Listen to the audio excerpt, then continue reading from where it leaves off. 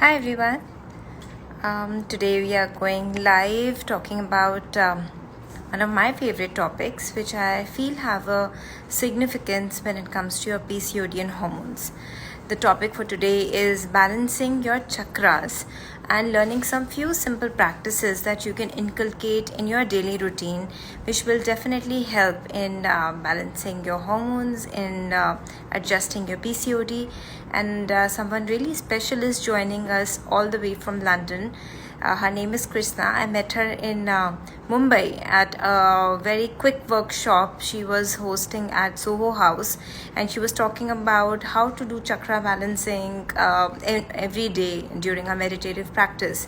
And she made the entire topic sound so simple that that entire thought process of mine, which was like, oh my god, maybe it's really complicated and I have to take some classes to understand, was just lifted. She made it really very simple for me to understand, and from there on I also started understanding chakras more to inculcate this practice in my daily routine. And today I've asked her to join us, and she would be joining us to teach us more on this very interesting topic, which has been made complicated, but yet it is very simple, and all of us can definitely include this in our daily routine, in our daily life. She would also be teaching us some few mudras and few poses that we can do to heal our chakras, to balance our hormones. And as she would join, we will take this further. And thanks to all of you for showing me so much of love and support for the series that we have been hosting, because it has been a very interesting journey so far. We still have few more lives to go for the simple PCOD live, but it has been a very interesting journey, of course. I'm just waiting for her to join me, and then we can start the interesting topic. And in case all of you have some questions or you want to understand anything more from her, please feel free to send in your questions in the question mark tab, because I will be switching off the comments while she will be talking. That just makes the chat little better. And here is she. I see her joining us.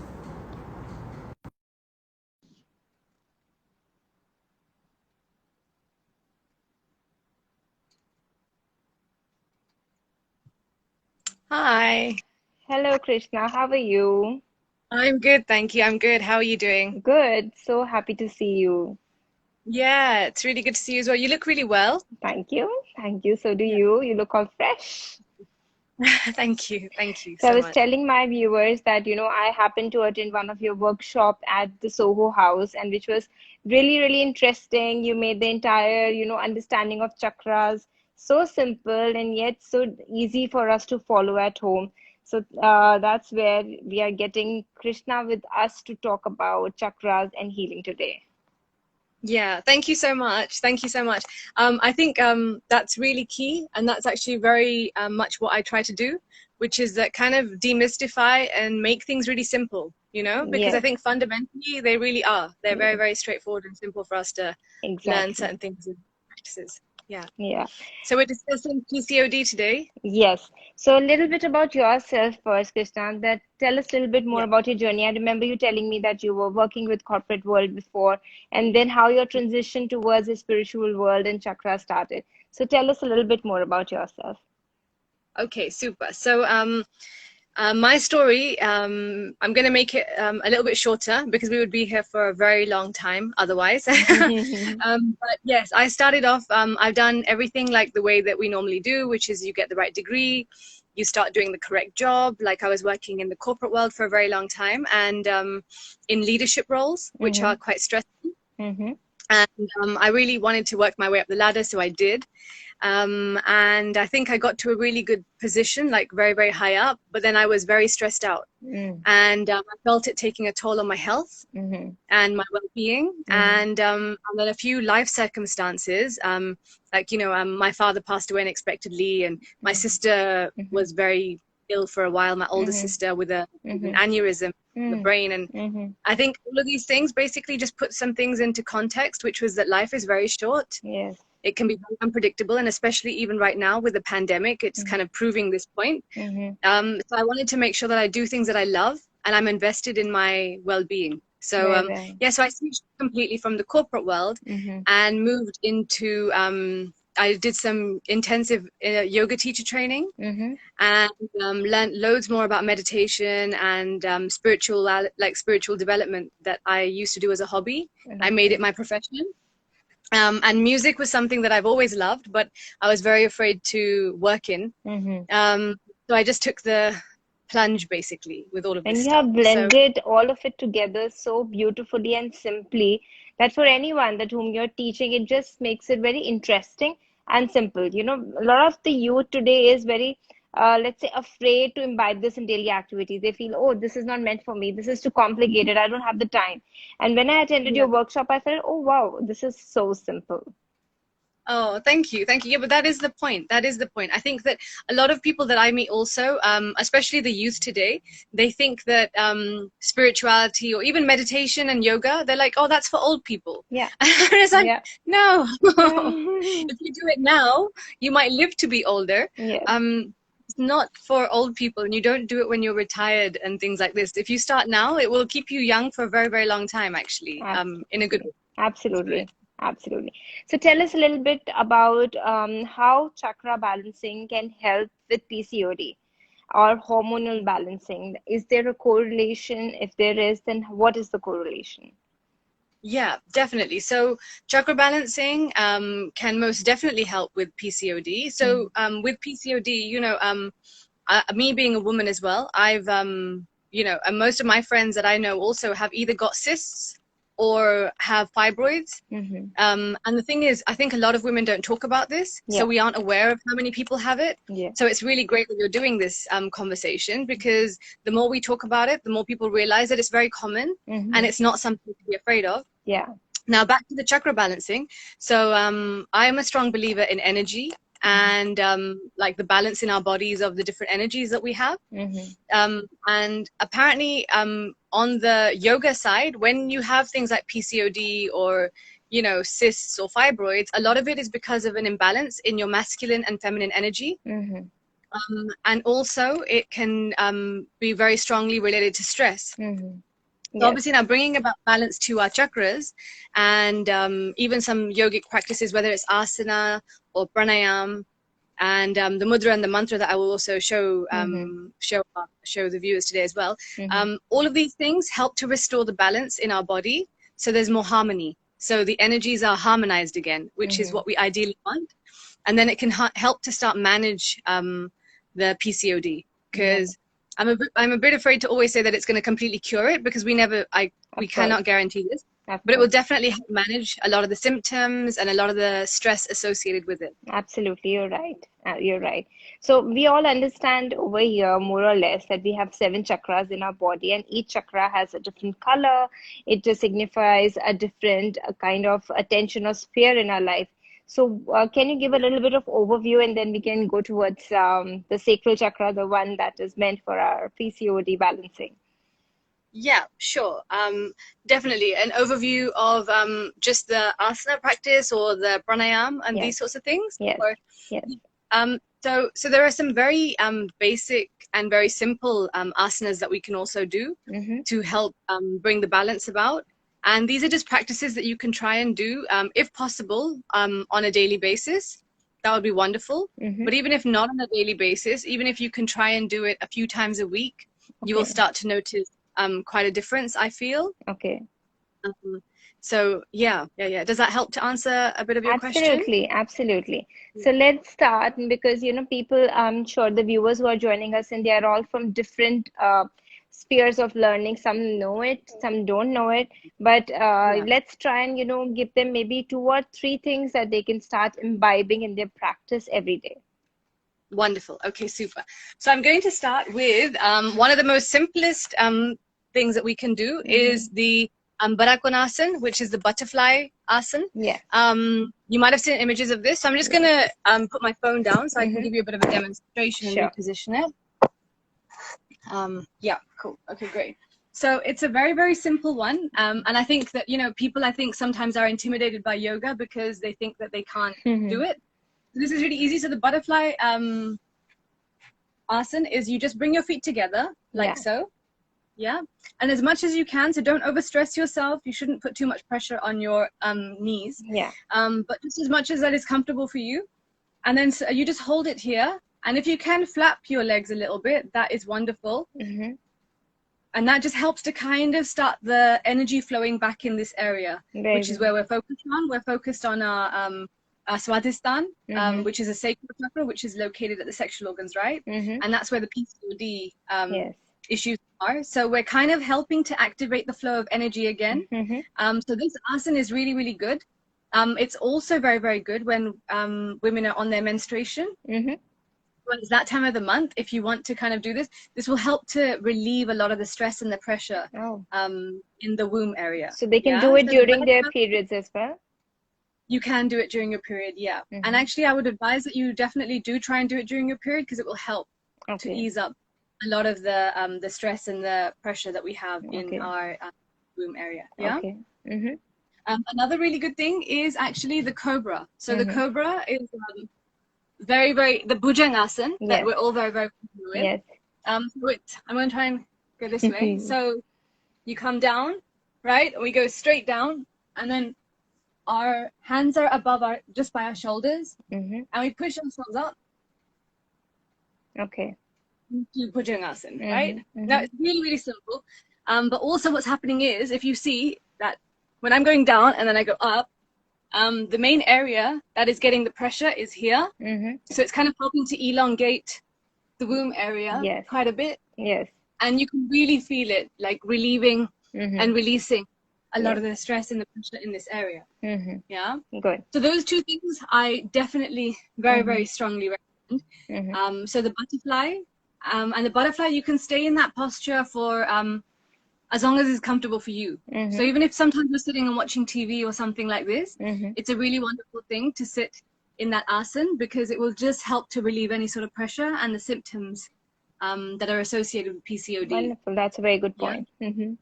Yeah, and the whole Surya Namaskar is definitely recommended, but if you don't have time to do the whole Surya Namaskar, with all of the 13 or 12 postures, that's fine, but these two postures are very, very, very useful. Yeah. Okay. And we also have cat and cow, which is so again, we're on our knees, we go into our hands, and then we kind of like raise the pelvic area and the front area. Yeah. And then you go into the opposite, which is a camel. You raise the back, okay? Yeah. So you release, and then you go up.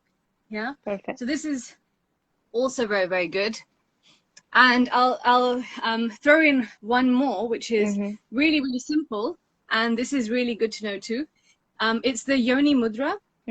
So I've shown you some asanas that you can do if you're physically able to do them. That's wonderful. So we did the cobra, we've got the butterfly, and we've got the cat and the cow, or the camel, which is really useful. Yeah. And then we also have the Yoni Mudra, which is actually, you can do this with your hand. So again, when you're watching TV and things, this is wonderful. Just kind of relaxing in the garden or somewhere outdoors if possible. So you take your hands together like so, thumb is touching, and the fingers come down. The first fingers come down. Perfect. That's the Yoni Mudra, and you just hold it at this Swadhisthana, which is right here. And what this does, so remember, so my inner fingers are just touching. Yeah. My thumb is touching, and my fingers are down. Perfect. And we just hold it here, and that helps to actually harmonize the masculine and the feminine energies in our body. Wonderful. So just by doing this mudra, that's already starting to work on your PCOD. Wonderful. And it's good if you can sit in the Padmasana, that's wonderful. If you can't sit in the Padmasana, it's not a problem. Please sit in a chair and just make sure that your feet are touching the ground. Yeah, not crossed over. Just touching the ground, and then you can also do the same thing, the Yoni Mudra. Wonderful. There, okay. Okay. Wonderful. Wonderful. Okay.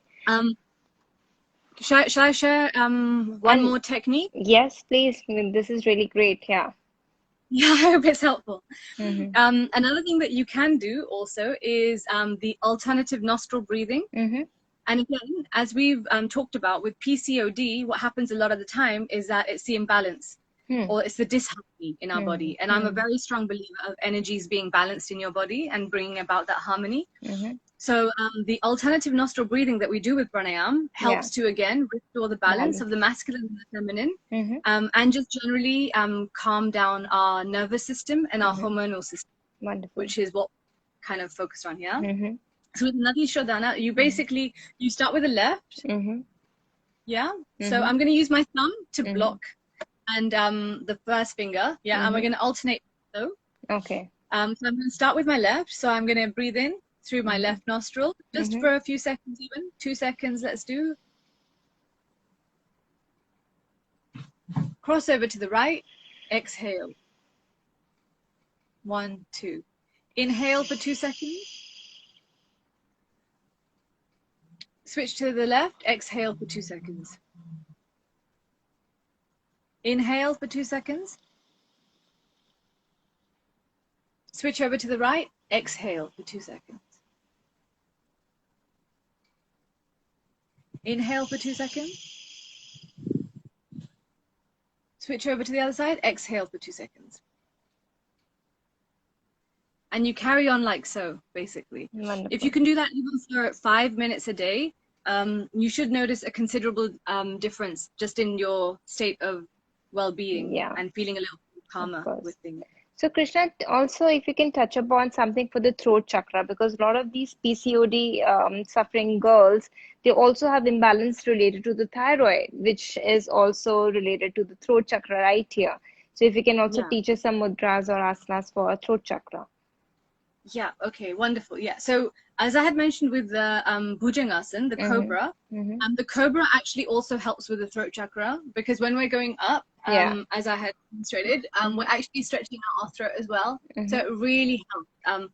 So with a lot of back bending asanas, they're very, very useful for helping us with our throat chakra. But you have to be very careful because obviously we're working with our spine when we're doing back bending.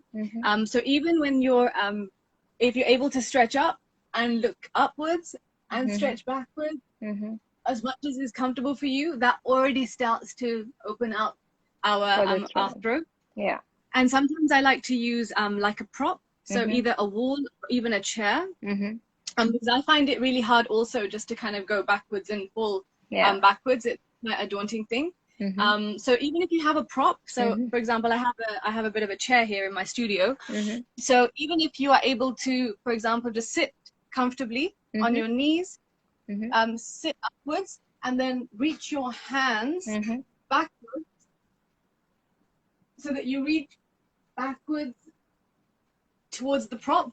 That is really cool. So if you do it with a wall, even if you're just touching the wall, and your neck starts to feel that, you'll really start to feel it opening up with the stretch upwards. Wonderful. So these kind of like upwards, backwards, looking towards the back. You're really stretching and opening up your neck, your throat chakra, definitely. And also we have the mantra for the throat chakra, which is Ham, H-A-M. So Ham is something that you can also just chant 5 times a day, even if you feel like a bit of a clogging in your throat area, like you're saying, it's to do with your thyroid as well. So Hum, so we chant Hum 5 times, or you can also, thankfully now on YouTube, we have a lot of videos where we have mantras. So we have the mantra for our throat chakra, just chanting. You can just have that chanting in the background. And what would be the chant for the sacral chakra? Yeah, the chant for the sacral chakra is VAM, V-A-M. Yes. So we will be while we are sitting with the pose, we can just chant VAM. Yeah, that's right. So with the Yoni Mudra, when you're doing the Yoni Mudra, as we've said before, you can just be sat there and you can be chanting VAM. Okay? Okay. You literally just, a very quick demonstration, you would close your eyes, become centered in the moment. Breathe in through your nose. Exhale through your mouth. Really calm yourself down. It's really beautiful for your nervous system as well. Take another deep breath in through your nose. And you would start with chanting VAM. So you VAM. VAM.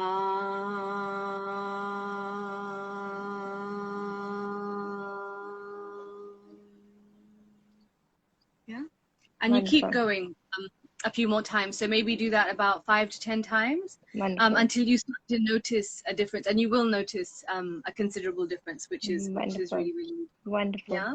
Wonderful. That's Really, great. So I'm going to take up some questions now, Krishna. Is that okay? Because we have a lot sure, of yes, please. questions flowing in from Yeah, everyone. So there's a yeah. question about, can chakras help balancing hair fall caused due to PCOD? Do you think there's Yeah. anything that we can do for hair fall?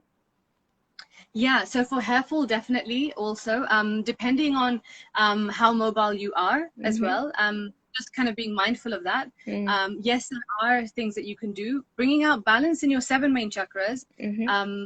balances out all the different areas of your life, Mm-hmm. okay? Mm-hmm. So as we're aware as well, with our hair and things like that, it's very strongly linked to our Mm-hmm. hormones, how Mm-hmm. balanced we feel. Also, nutrition is Mm-hmm. very, very important though. So I'm not going to say that if you just do these mudras, mantras, and chakra, like the asanas, everything Mm-hmm. will be wonderful. Yes, it will be great, but Mm-hmm. you need to make sure that you're backing it up with the correct nutrition as well. And Absolutely. for your hair fall, if you do feel like you've got a lot of hair fall and stuff, Mm-hmm. like a headstand is wonderful for increasing the blood flow in your head. Mm-hmm. So then it really helps with your hair to start growing again. And believe it or not, like I know that you can see yes, I do have, like, I'm very grateful that my body is kind of healthy right now, but I've had immense hair fall. Mm-hmm. When there are times where maybe I've got more cysts, or I've got a cyst, or Mm-hmm. there's a hormone imbalance inside my body. But so as well as a lot of chakra balancing, I will also get a checkup with the doctor and make sure that my iron is correct, Mm-hmm. or my B12 level is okay, or my D3. So making sure that they All of all kind the, of go hand in hand. They go hand in hand. They all yeah, work together. absolutely.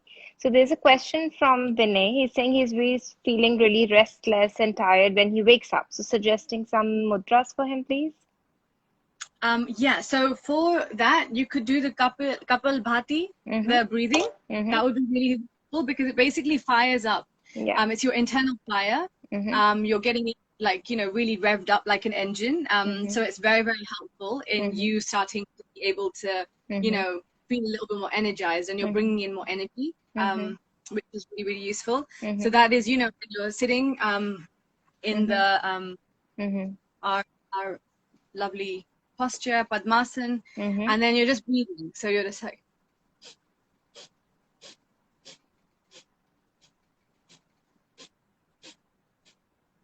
yeah, and then you just fire it up like that. So continue to do that. You can look it up on YouTube as well, because if Mm-hmm. I know this is not a long enough of a demonstration potentially, but this should help you. Please look it up on YouTube. There are lots of videos for Kapal Bhati. Yes. Okay, so you're Yes. doing the fire breathing for your To stomach area. That, activate. yeah. So there's a question from Aditi asking about yoga or some asanas for libido, how to improve libido. Yeah. Okay. So with libido as well, and it's a really good question, because I think that also all of us, not trying to make a general statement, but generally, Mm-hmm. um, a lot of Indians, doesn't matter where you are in the world, we are Mm-hmm. not comfortable talking about libido or Mm-hmm. sexuality sometimes, which is Mm-hmm. not. So with this, it's very important. And as a woman, there are times where I think that people say that it's okay if you don't have a libido. And Mm-hmm. actually, that's not true. Mm-hmm. It's very, very good to have a healthy libido. Mm-hmm. And to help with that, again, bringing out that harmony and the balance with your chakras definitely helps. Mm-hmm. Working on our Swadhisthana, our sacral chakra, is very important. I'm Mm-hmm. going to show you one more posture, one more asana that is also very, very helpful to, again, you're Mm-hmm. trying to get the energies flowing in that particular area. Mm-hmm. So then everything starts to function, flow. Yeah. And libido is part of that energy, okay? Okay. Okay. So it's the Malasan, which is that you kind of come down, Mm-hmm. if you can comfortably, and then you're Okay. sitting like, Yeah. yeah. Yeah. So this is a very good one, and this is amazing for PCOD. It's amazing for your libido as well, because Mm-hmm. again, you're working on the flow and Mm-hmm. the energy Mm-hmm. within your sacral chakra. Yes. Wonderful. So while you're doing this asana, should you also inculcate some breathing to make it even more effective, like maybe Kapalbhati to add on to these asanas? Does that work? No, No, I just holding wouldn't. the I wouldn't. asana. Yeah, I wouldn't recommend it, only because then you're unnecessarily complicating Mm-hmm. your practice. So keep it really simple. And a lot of these practices, each asana is really great just to kind of focus on your breathing and kind of get really comfortable in your skin again, you know? I think that's kind of, Very so well. don't try and overload yourself. Just doing one asana even is wonderful. You're doing a great job. Wonderful. Yeah. So there's a question from Swati. I understand the answer to that can be a little long because she wants to know that how to know if your chakras are imbalanced. Yeah. Okay. In the shortest form, to how to know that your chakras are imbalanced, basically, if there's anything wrong with any particular area of your health, if there's anything not quite right in any particular area of your life, that's a sign that some chakra might be imbalanced right there. Okay. So basically, our 7 main chakras, each one of the 7 main chakras correlates with an area in your life. Yes. Right. For example, so the root chakra is to do with stability, financial stability, your sense of grounding and presence. So if there's anything going on in any of those areas of your life where maybe you're moving houses, you know, your job, like a lot of people are facing a lot of uncertainty with work right now, these sorts of things, they will, and if you're feeling any of these emotions, then you're potentially having an onset of a chakra imbalance with your root chakra. Because you're not feeling very stable, and so on and so forth. So each chakra has an area that it like correlates with. So like with our thyroid, with the throat chakra, right? Our throat chakra is largely to do with communication and a synergy between what we think, what we feel, and what we say. So something that I strongly recommend for the throat chakra even is to journal. So journaling is really, really useful because we're able to kind of let out a lot of feelings that we might not otherwise be able to express.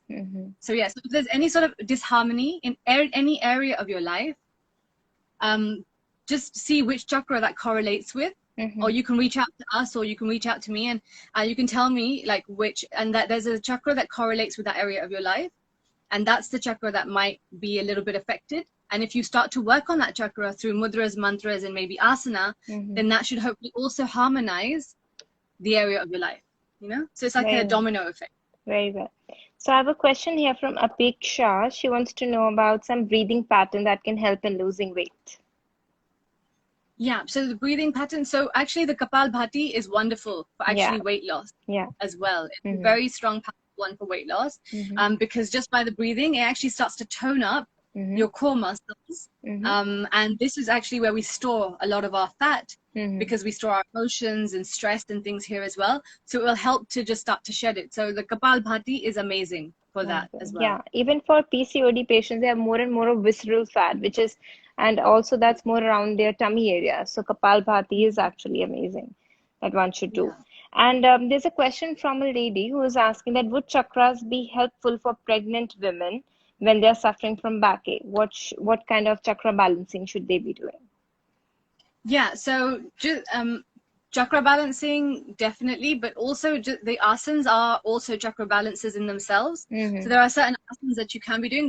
The malasana that I showed you right at the end, that's one of the last asanas I've just shown you. That is really wonderful for pregnant women. And it's actually meant to be very, very helpful for childbirth as well. So to get ready for the birth of your child, it will really start to open up your hips. And also obviously when the baby comes out, it's much more easier because the hips are like a bit more wider and stuff. So that malasana is wonderful for pregnant ladies and for backache.